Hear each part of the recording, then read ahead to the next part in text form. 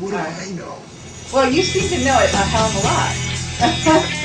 So we're just trying to, kind of get to the root of what you know. Joy just fits together. It's too hard. People are so friggin' dense, They can't put that together. Absolutely. Cow, then another dead cow, then another God. dead cow. I mean, there was 30 dead cows there. 7 miles north of Corona, and here comes this A7, just coming down and buzzing us and everything. And I looked at it, I said, Linda, how can this be happening to us, What? And he said, John, you'll never know what it's like to see your first alien. It would have been exposed the entire cover. We were ushered into John's amazing study. He's got televisions all over the wall. He's got photos of airplanes, celebrities, his family, and here we see a photograph of Area 51. This is a real photograph, high-resolution photograph. It's about 4 feet long. An amazing picture taken from what I believe was called Freedom Ridge. This has now been closed to public access, but somebody took a lot of care taking this incredible photo. And this is something that really captivated my interest. It's the F-19, which is supposed not to exist. John insists that this is flown covertly by the Navy. And what would seem to be planes he loves and planes he's flown. He's a very mysterious man. He has so many top secret contacts. You don't really know what he's flown and what he's actually just put on the wall because he loves the look of it. Here's a picture of the moon. It's about 3 foot by 2 foot. It's very high resolution, and in John's own words, this is before it was airbrushed by NASA. And here, what happened as soon as we sat down was that John immediately started talking about not the 3 astronauts that were killed in the fire on the Apollo 1 launch pad in January 27th, 1967, but 4 astronauts. There's a 4th astronaut whose existence has never been admitted by NASA. The whole thing has been covered up for very specific reasons, and here is John to tell his story. It's the best kept secret. I mean, it is. Now figure all those guys in Mission Control, they were all like between 25 and 35. So Right. It's been 40 years, so Okay. now they're between 65 and 75. There's some of them still living. I don't know whether they keep up to what's going on. So you're saying they knew what happened? Oh, absolutely. I mean, they were all there. They heard, I don't know if you've seen my stuff on the internet about what I assume that Gus Grissom said. He said, okay, you assholes, you killed us, we're dead, this is a fire that could have been prevented, and you didn't do it, He had a long time to say that. And all this stuff, I have all the Apollo records, all the, the stuff, the accident stuff. And a lot of things happened. And the emails that I've gotten from Clark on it, are very circumspect. He's very careful about what he says. And but in my mind, he's confirmed totally what happened without saying so in so many words. And basically, what I asked him was what was the name of the 4th astronaut, and he never gave it to me. But I found out from other sources who it was. So Are you at liberty to say? No. And the reason is because I want somebody to come to me and say, I know who it was, and then say the name. Wow, cool. So if we think we know, we could email you maybe? Absolutely. Just give me your last name and I'll tell you what it's doing. So what's so interesting about the reason they couldn't talk about the 4th astronaut, and of course when the fire happened, NSA cordoned off everything for 45 minutes while they took that body out. And then they opened it up, and then that's when the official investigation started. You read through all the scenarios, you can see where that 45 minutes fit into there, where they took that body out. Now the reason they didn't want anybody to know about the body is because he was part of the secret astronaut corps. So now if anybody would have found out that body, they wondered, well, who was it? What was his name? Well, what did he do? Well, how come he isn't listed here? It would have been exposed the entire cover-up. So that's why they couldn't let it So go. that secret astronaut corps is a huge secret, and I interviewed Gary McKinnon, and he tapped into Gary's that. telling us all about it. I don't know why people don't put that together. Yeah, it's beautiful. That's beautiful. Gary's got the whole story there. It was so interesting that Gary should come out at the same time that I uncovered the fourth astronaut. Oh, really? At the same time? Well, it was the same time frame, like plus or minus a couple of months. Wow. So That's Gary, fabulous. boy, I'd sure like to talk with that guy, but he talks about, you know, the non-terrestrial officers, and That's right. I mean, the story just fits together. It's too hard. People are so friggin' dense, you know, they can't put that together. Absolutely. So we also want to talk a little bit about Dulce and what you know about Dulce. And I know that people are saying, you know, the Benowitz story, what just didn't happen, and I know that you've confirmed that it did, that Benowitz was correct. He was, and I got into that when I first got into this UFO deal. I ended up in Crestone, Colorado with Linda Howe, and God, there was like 10 of us there, and somebody had donated a condo in Crestone that had been used by the Aspen Institute for their, you know, get-togethers and studies. And we met, and it was 3 or 4 days there, and we talked about, you know, what should go on, and what should we do, and about the state of ufology, and, you know, how each one could contribute. And I ended up leaving there and driving with Linda, and while we were there, Tom Adams, you know who Tom is? No. He was one of the chargers on weird UFO stuff, mutilations, Okay. all that stuff in 1987, 88, 89. I don't have it. He ran the book of the, put out that flyer called Stigmata. It was really interesting stuff. So anyway, he handed me a note. He said, John's, somebody called me from Las Vegas, and you might want to follow this up because I can't do it. And it was a handwritten note about a place called Dulce, and the person knew somebody that worked there and talked about, you know, there's something about Dulce. And the thing I remember about the note was it says, and tiled hallways that went on forever. And boy, this captivated my imagination. So anyway, I go with Linda Howe. We go down to Albuquerque. We look up Ernie Edwards. We talk with Ernie Edwards. Is he still alive, by the way? You know, I don't know. Uh-huh. But he was so forthright and to me, so honest. He said he believed Benowitz. You know, we talked about during that time the Albuquerque radar, FA radar was shut down for a long period. And I said, what do you think happened? He said, I think they brought a black ship through there and they didn't want it on radar. I said, how can you, a colonel, an active colonel in the Air Force, say something like that? He said, that's what I believe. So anyway, and then we talked about all kinds of stuff. And then Linda and I went down to, drove down to Roswell, and that was an interesting trip. We were driving down to Roswell, and we're about 10 miles north of Corona, and here comes this A7, you know, just coming down and buzzing us and everything. And I looked up, I said, Linda, how can this be happening to us, you know? I know those A7s, you know, they're part of the F-117A stealth fighter squadron up in Potomac.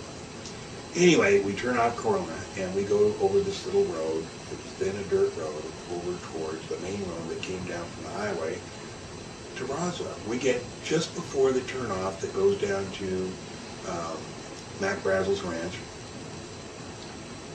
And we're bumping along, and here's one dead cow, then another dead cow, then another dead cow. I mean, there was 30 dead cows there. So we go over to the dead cows, and there's no obvious sign of the mutilations. And so we go on the road down towards Mac Brazel, what used to be his ranch. We talked to the farmer there, and he said, oh yeah, he said, we don't know what's happened.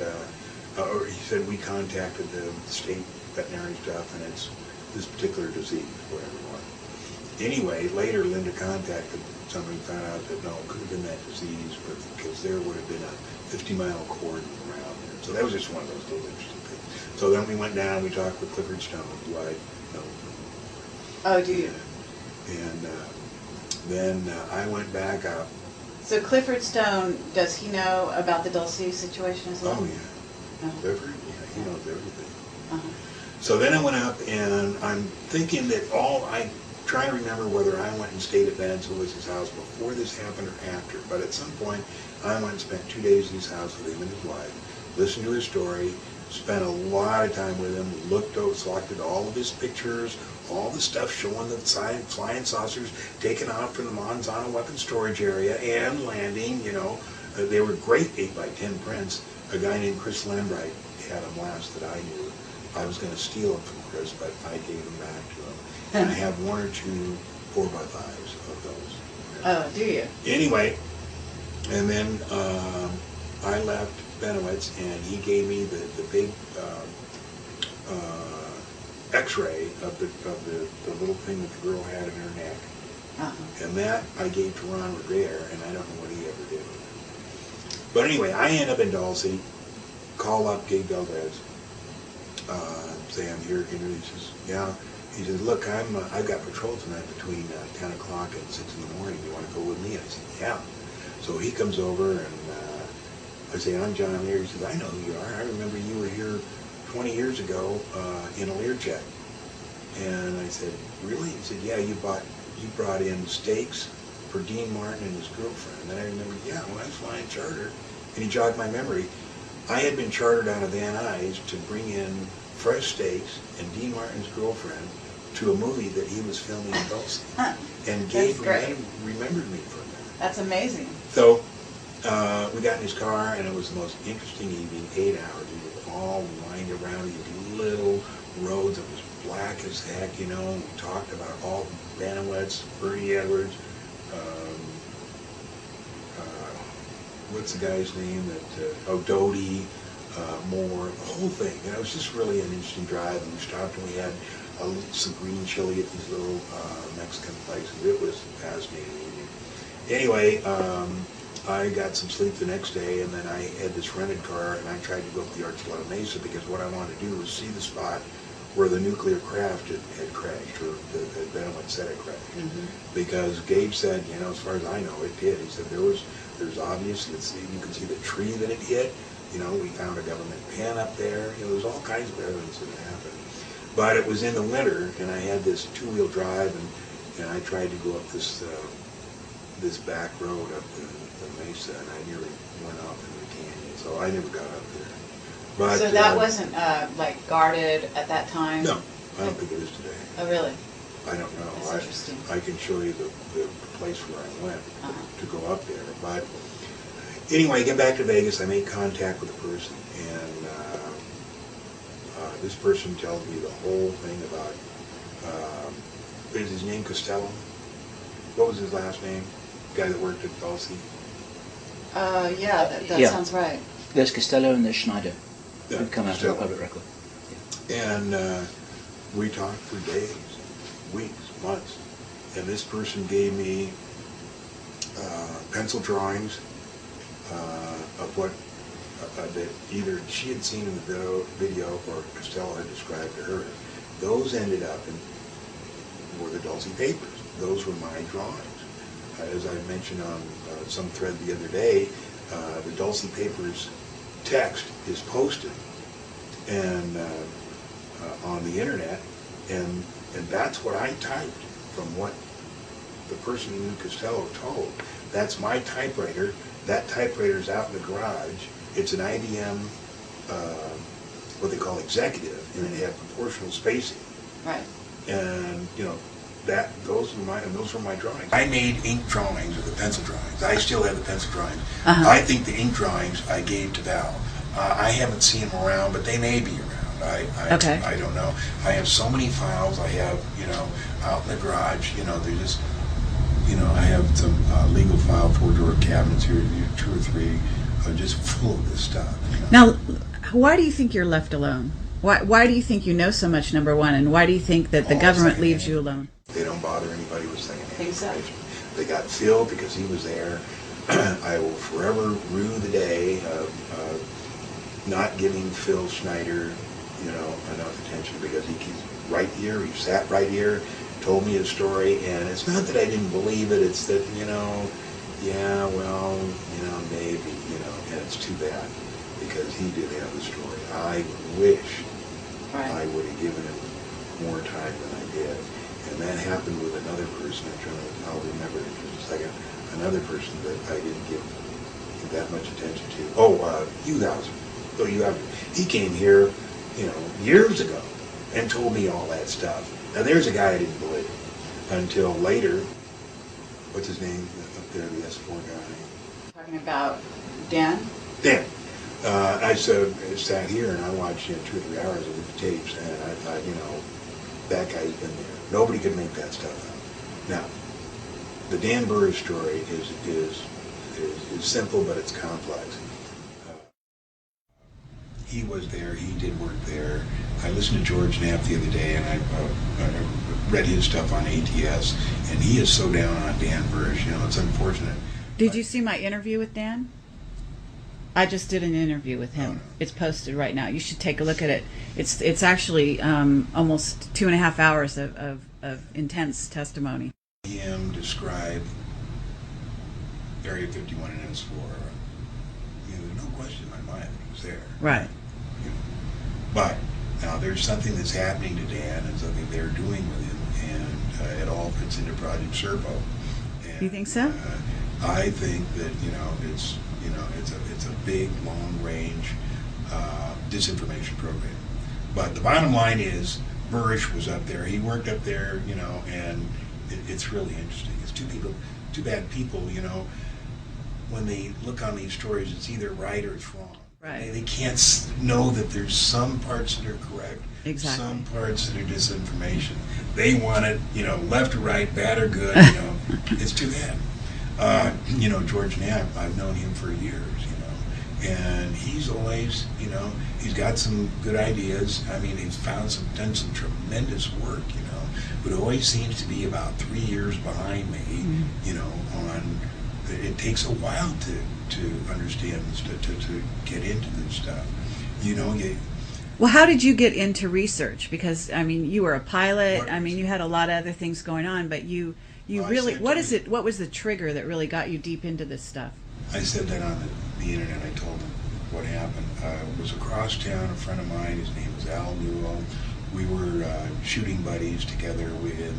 In those days, IPSC was a big thing, International Practical Shooting Congress.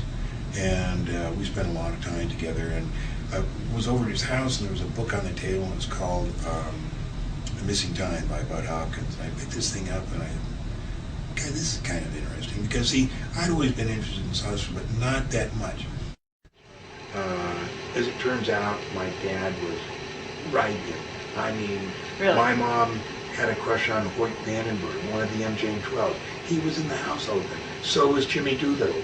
Dad was on the board of the Lovelace Clinic. Randy Lovelace, was a surgeon in Wright-Patterson when the Roswell thing happened. They sent him to Albuquerque, where he's from, to form to do the Lovelace Institute. The Lovelace Institute was where they, did the autopsies of the bodies. The whole group was, my dad, Jimmy Doolittle, Hoyt Vandenberg, all of those guys were together. Is your dad still alive? No, he died in 1978. Oh. He used to talk about this all the time, but not in too much detail. Uh-huh. He went down to Bogota in 1953 and made an announcement that he thought UFOs were real and made a thing. And of course, MJ-12 came down and Bill, you can't say this stuff. He said, well, I didn't tell him anything more than anybody else knew. Yeah, but Bill, you can't do it. Now, apparently he was into the anti-gravity stuff. There's a video floating around, 3 minutes on the internet, that shows my dad giving a lecture with my mom standing behind him with pictures of saucers on the blackboard at the Bonson Institute to a group of scientists. There's also more in that video that shows scientists working on balsa wood and tissue things of UFOs, doing I don't know what, but there's a calendar. And it's obviously somebody who's trying to tell us something at the calendar, and the X date, the days are marked off. And it's obvious to whoever made this videotape is telling us that it was important, something important was being developed or had to be developed. So you saw this book on this table of your friend. Oh, but Missing Time. So I picked it up and I read it, and I was just absolutely, it just hit me. This stuff is real. It's real. It's going on right now. So, and I'm thinking this is like 85 or something. At the exact same time, we had a reunion of Southeast Asia pilots here in Las Vegas, and I ran into one of the Ravens. You know who the Ravens were, the sheepdip guy that flew in Laos. Greg Wilson was a Raven, and got to talk to him. Hey, where you been? You know, he said, I was at Bentwaters. They had Bentwaters. Oh, wow. Were you there in 1980? He said, yeah. I said, I was there. He said, I didn't see it land, but I know the guys who did. I said, you mean it's real? He said, yeah, John, it's real.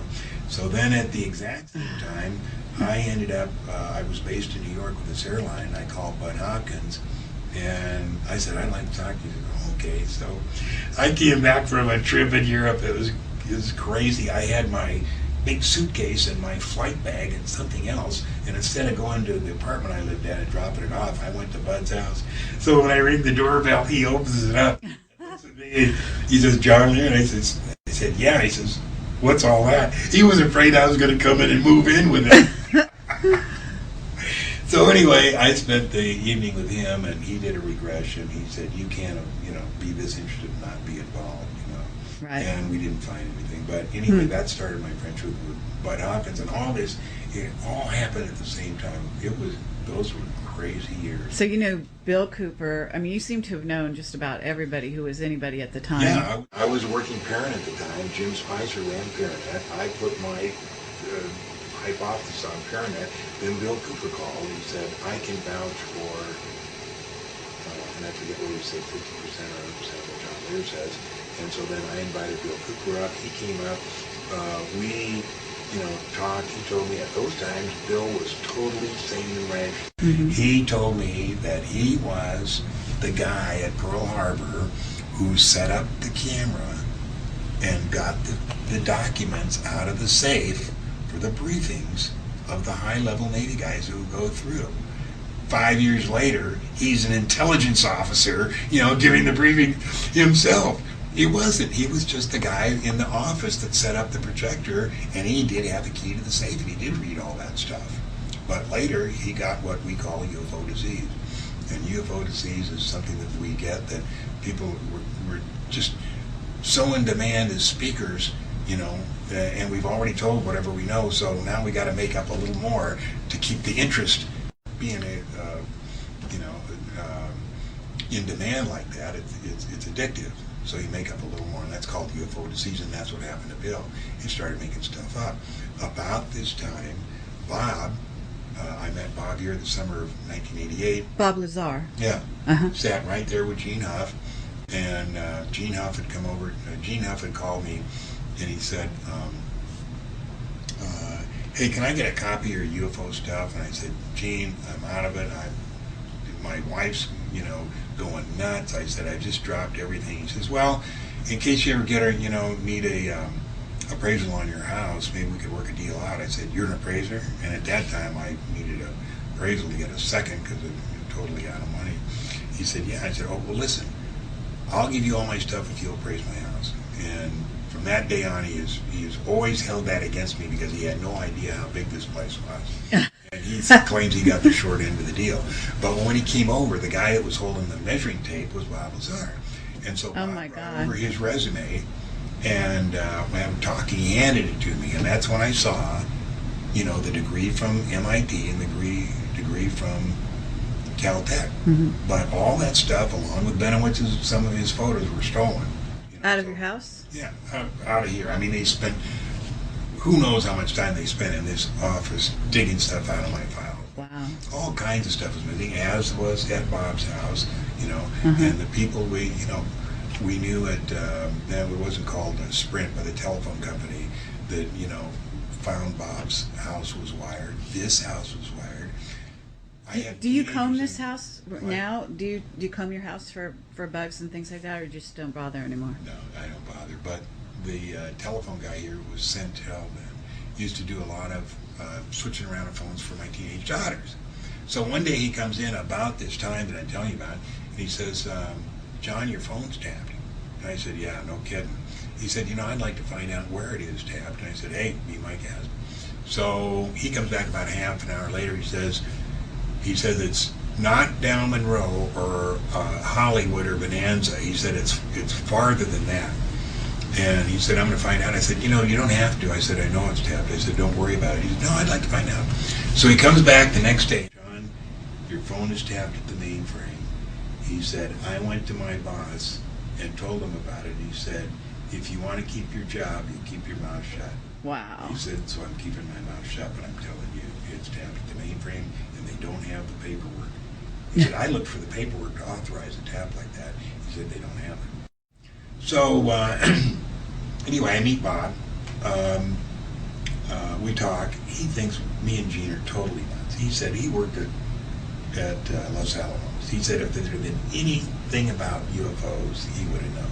He said, you guys are crazy. And he sat there rolling his eyes at all the stuff we were talking about. So over the next few months, we started giving him information. And one of the things we gave him was where we thought the alien was held at S4? And Oh, the Los facility Alamos. was YY-2. And it turns out, and we told him some other stuff, and I forget what it was, but there were 3 things we told him, and he confirmed all 3 things. And he didn't confirm there was an alien at YY-2, but he did confirm it was a mail stop, and it was absolutely secret. I mean, one of the biggest secrets. So he decided to see if he could get a job up at Area 51. So he called Dr. Teller. And I thought I was there for the phone call. I may not have been. I may have been there when Dr. Teller called him back. But I remember Bob saying, Dr. Teller saying, do you want to work here at Livermore or do you want to work in Las Vegas? And Bob says, I want to work at Area 51. And Teller said, let me see what I can do. So then that was like in November of '88. And I remember Bob going for interviews at EG&G. And he told us exactly what they asked at the interviews.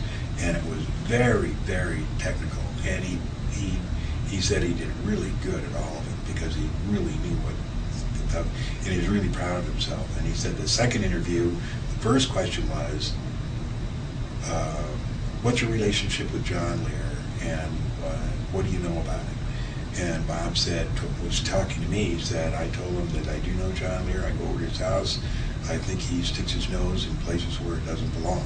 He said, what I didn't tell him is I also like to stick my nose in places that doesn't belong. So then the next thing I know is, I think I say December 6th. It could have been before or after, I don't remember, but this table wasn't here. There was 2 chairs there. He came in, it was at night. It was about 7 or 8 o'clock, and he sat down. I was writing checks, and he said, John, I saw a disc today. And I looked up and he said, what? He said, I saw a disc today. I said, there's or ours? He said, theirs. I said, you went to Area 51? He said, yeah. I said, what are you doing here? I said, why did you find out what's going on and then tell me about it? He says, no. He says, you've taken so much crap over this thing. I'm telling you, I saw it. It's all real. So we spent, a couple hours here, and he said, I will answer your questions. I can't volunteer information. He made me ask the question. Mm-hmm. And then we went outside, stood outside, looked up at the stars. I said, well, if I want to go to Zeta Reticuli, which way do I go? He said, this way. And he was saying how they take off, and he had an explanation for why he had to go to the right first or this way, whatever it was. Anyway, but that went on for several months, and he'd come over whenever he got back and tell me what he saw. One night he comes in, sits down, and after the first night, we didn't talk in here anymore. I forget what the trigger was, but we didn't discuss anything. So he's sitting there like this, and giving the eyesight. So we walked out that door, out by the pool, and out by the stable. And as we walked by, Marilee, who was always suspicious of everything, says, where are you guys going? And I said, we're just going to go out in the back and talk.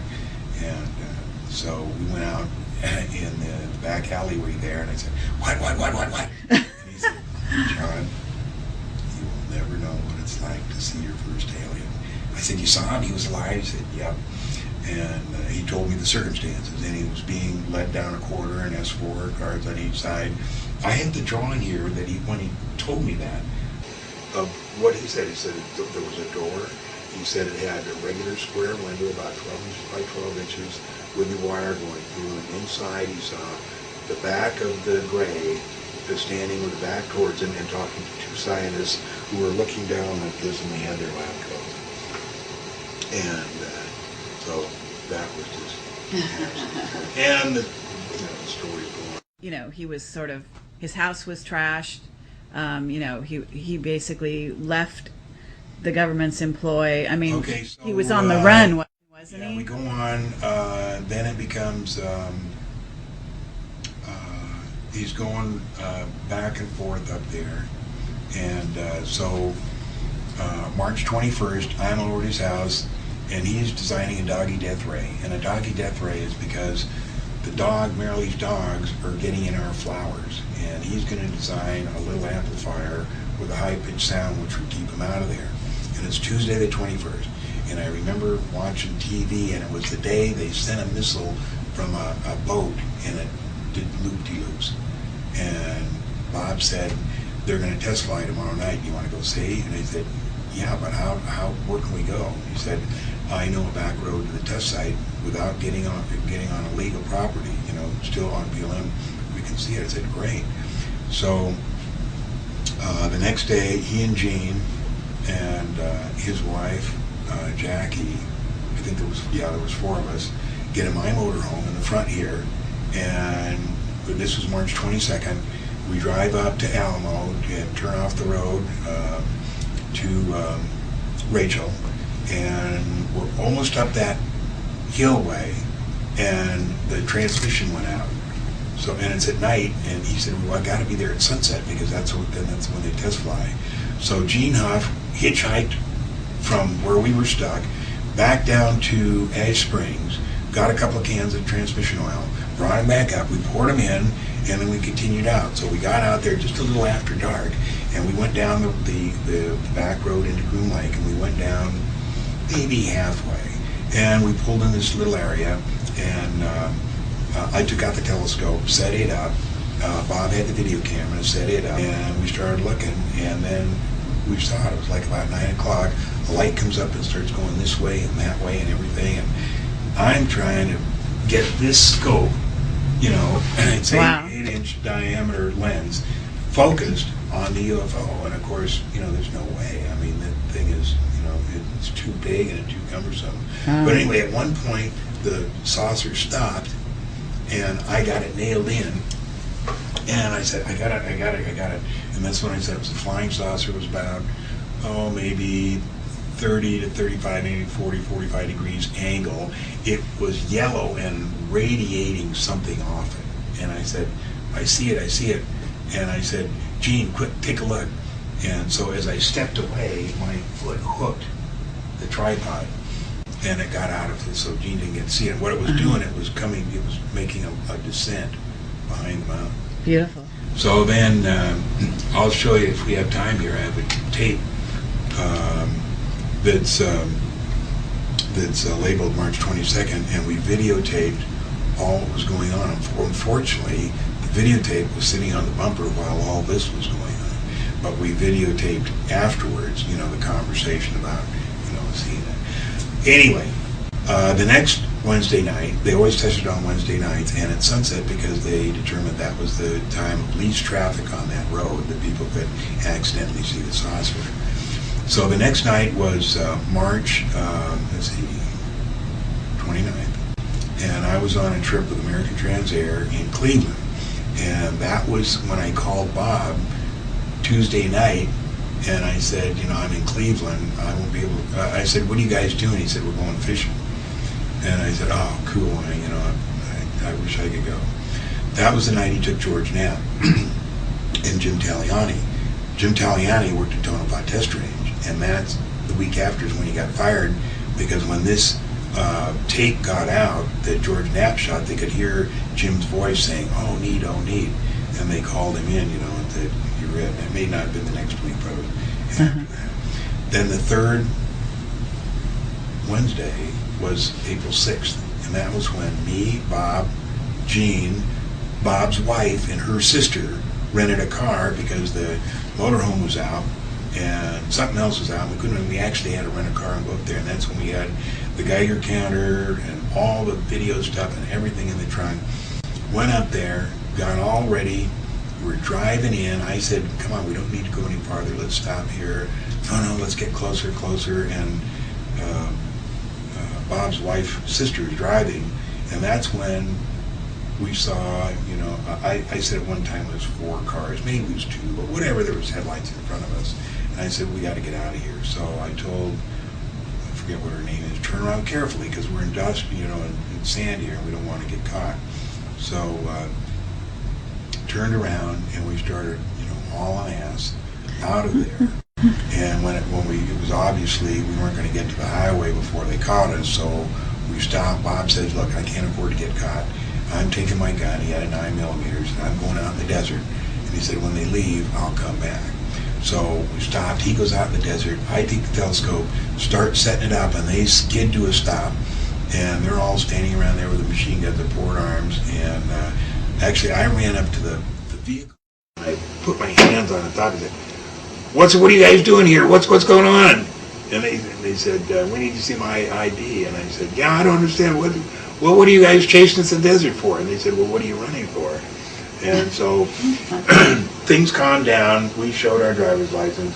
They said, they made some calls. They said, look, we can't get you out of here because it's BLM land. But we make it awful uncomfortable if you stick around here. So, you make your own choice. So they left. We waited about 15 minutes. The trunk was open because I had gotten a telescope out. So we were kind of blinded. We had no idea that all these guys did was go about 100 yards down the road, turn around, set up all their cameras and parabolic recording equipment, and they're recording everything that comes out, goes on. Bob comes out of the desert with his 9mm. He says, it's a good thing they didn't make false moves. I would have blasted them on his smothering. So we talked for about 15 minutes and then pack everything up and, go out. We hit the highway. There's Lincoln County Sheriff. Woo, woo, woo, all the sirens, red lights, everything.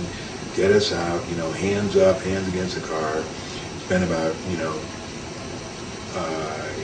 15, 20 minutes. I made the comment that Bob will never, ever forgive me for when the sheriff said, I'll need to see licenses. And I said, mine's in the trunk. Of course, everything that's in the trunk, including the gun, the Geiger counter, all the video equipment and everything. We never let him in the trunk. He said, all I want to know is, why are there 5 people in this car now? And at the test site, there were only 4. And where's the gun? That's all I want to know. And we spent a good hour hemming and hawing. And at the end of the hour, he gets a call and he says, okay, his name was Lawford, the sheriff Lawford. He said, I don't know why I've been told to do this, but I've been told to let you guys go. Now, it doesn't make any sense to me, but those are my orders. So he said, I want you to get in that car, and I don't want to see you ever around here again. So we left, driving into town. Now it's, like 11 or 12 o'clock. We discussed, what was going on. And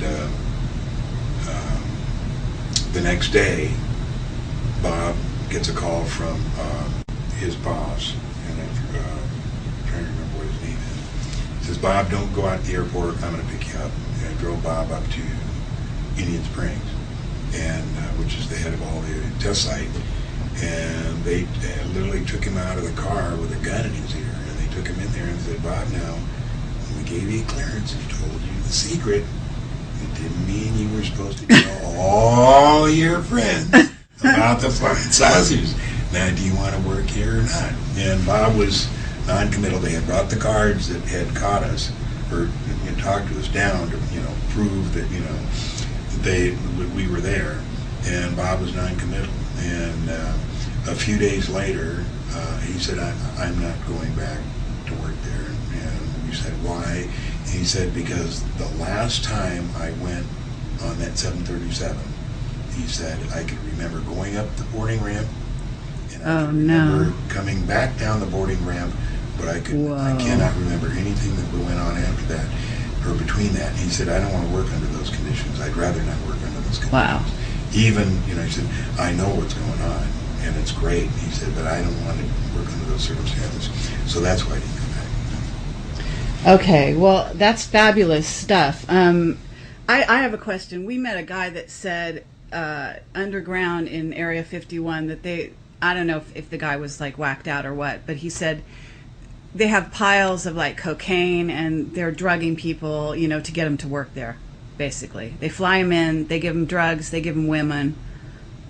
Do you know anything about that? No, but I have every reason to believe that's true. I mean, the underground facilities up at Area 51 are so enormous. They're so big. They stretch on forever. They have many levels.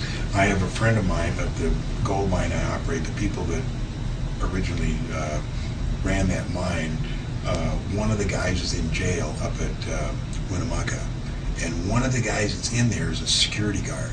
And he tells them, and the reason that security guard at Area 51 is in there is because he started to talk, and he's in there for life. But he tells the guys in there, what can they do to him now? And he said, it goes on forever.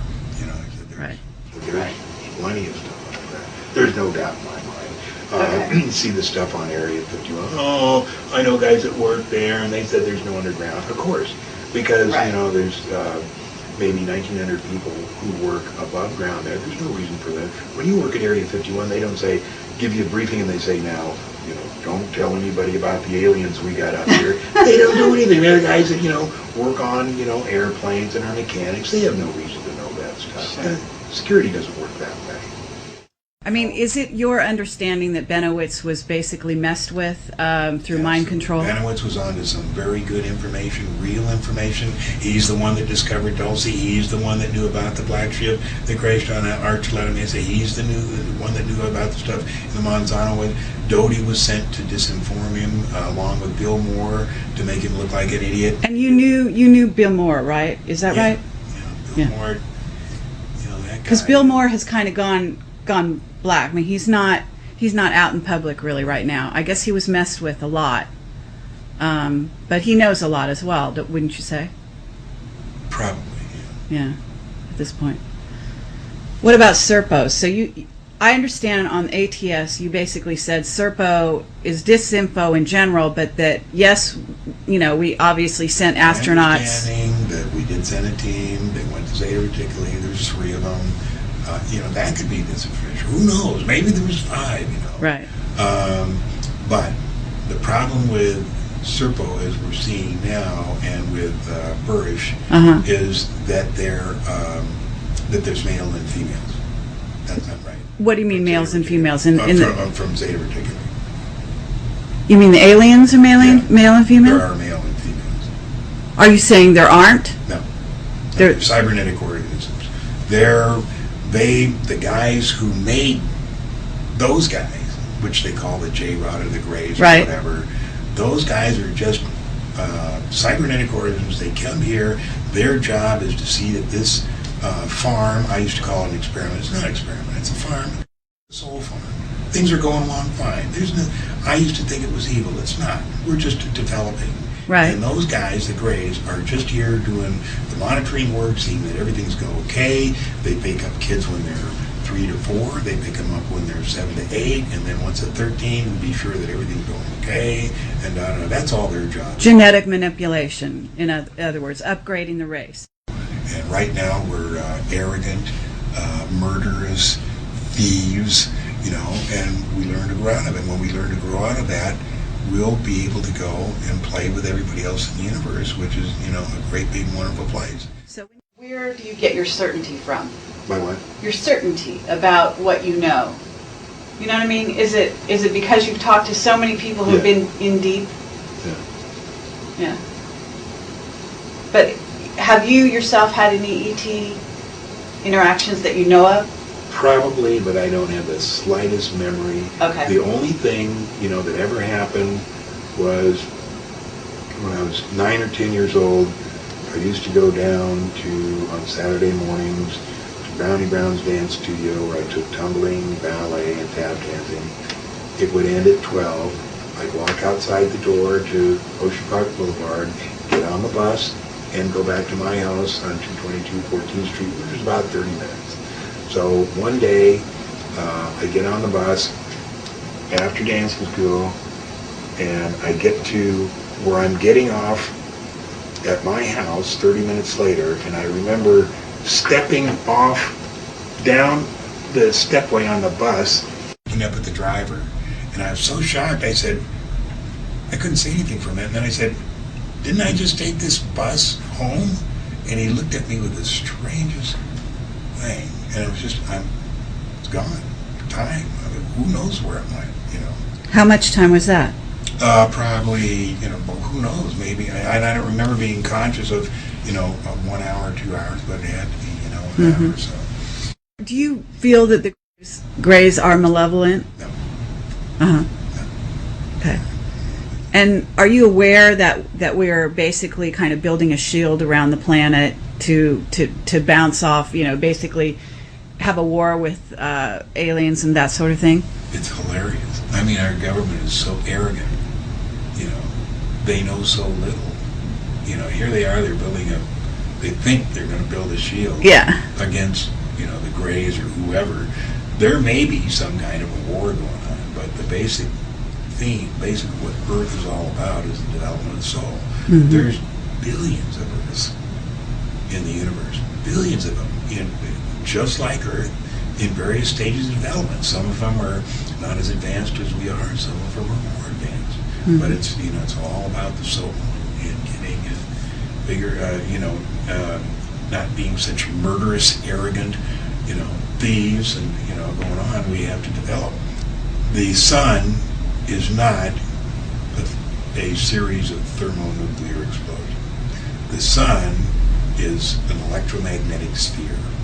And what it does is it reacts with the electromagnetics of the certain planets, all the planets in the solar system, which enables them to have atmospheres and environments just like Earth. Mercury is not hot enough to melt lead. It's just like Earth. Neptune is not a big gas giant. It's just like Earth. The only big gas giant in our solar system is NASA. I'm just talking about what they're trying to feed us now on Project Zero. Okay. And the reason is, I believe, that there's no way the government can hide any more of the Greys. They have to come up with a story. Right. So since they don't know who they are or what they're doing, they just want to say, yeah, they're from Zeta Reticuli. Yeah, we've been there. Yeah, it's a mom and pop deal. They play soccer. We played soccer with them. Yeah, it's no big deal. Yeah, except that they were doing genetic engineering, and they took the parts of one astronaut and the body parts and were cloning him. That's part of the Serpo story as well. I didn't read Yeah, well, a lot of people miss that because they're actually which astronaut? One of the astronauts that died on Serpo. Oh, yeah, okay. Was basically found to be cloned. Yeah. Right. And supposedly they almost started a war over finding that they couldn't, do last rites on their body, the body of their fellow astronaut. I mean, it's a great story, but who knows if it's true. And I may be wrong. I don't believe it. It's disinformation because. But we've been to Zeta Reticuli. I mean, so the root of the story is actually true. I mean, as far as you're concerned, or maybe because of what your contacts are telling you. Because there's some pretty deep in people. I haven't seen, it's the day is 90 Earth hours long. I haven't seen that information come up. Okay. It's the fourth planet from Zeta Reticuli 2. So if you're standing on Reticulum 4, you're going to see both suns, Zeta 1 and Zeta 2. Wow. Yeah, because apparently there are pictures of some things like that. Great. Now, are you saying that you don't believe they're pictures, or are you No, laughing they could be. because there could be? They could be. Okay. What do I know? Well, you seem to know a hell of a lot. So we're just trying to, kind of get to the root of what you know. Yeah. What about Bobby Ray Inman? Do you know what his involvement is? He's been involved in MJ-12. Remember who Bob Exler was? Bob Exler was really a neat guy. I mean, he charged into this with me. I mean, he stood right there in that door and saw some kind of a beam come out of this place back here. We know, or I believe, that this whole mountain is combed with, That's quite a mountain you have behind you. Yeah. It's incredible. We believe it's all, there's, all kinds of bases, or whatever they call them, inside the thing. It looks like it could. Exler saw that. Exler was the guy, and if you haven't read this story or heard it, you gotta read it, where he's back east someday, and I went with him, drove around for hours with him. When I was flying cargo, I'd get out of my airplane at 10 o'clock at night, and we'd drive until 6 in the morning. We did all kinds of crazy things, but Bob one day walked into EG&G. He says, "How do I get into the sponsor program?" or something like that. And, But what's Bobby Ray Inman got to do with that? Okay, so that's what led us to this. So Bob Exler finds Bobby Ray Inman at some, some public attendance, goes up to him and says, "How do I get in touch with MJ12?" And Inman looks at him and says, "Let me see if I can help you." And so that started the interaction between Bob Exler and Bobby Ray Inman. Why was Bobby Ray Inman so helpful? Is he like... To Exler? Yeah, I mean, is he like a sort of a fan of disclosure, would you say? Yeah. There's always been part of MJ12, that wants to disclose, and they always get up to the threshold where they think, well, let's tell the public something, And, right. Then they always back away, and I don't know exactly. I don't know why they always back away. 7 minutes to 11. Okay, I better get ready for this damn thing. All right. It's really fabulous. I mean, we want to thank you. Okay, you're I'm glad you asked the right questions. I was afraid of what direction you were going to take, but I'm just telling the story of what happened to me and what I believe. That doesn't mean I'm right, Sure. That just means what I believe. Thank you so much.